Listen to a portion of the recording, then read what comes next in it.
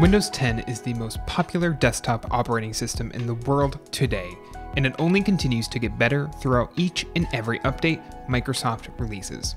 It's filled with useful tools and software that help make your life easier. Case in point, the Taskbar, which lets you switch between apps and pin software and files you use on a regular basis. Of course, if you'd prefer a full-screen experience, the Taskbar can be entirely hidden from view with just a few steps.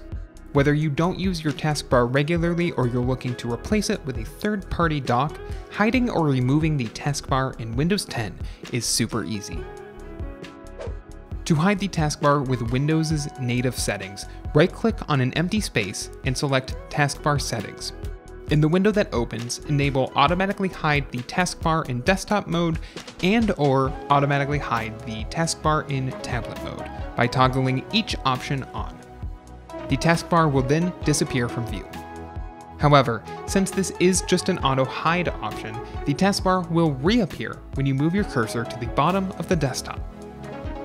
Thankfully, there are also several third-party utilities that allow you to hide and unhide the Taskbar depending on your settings.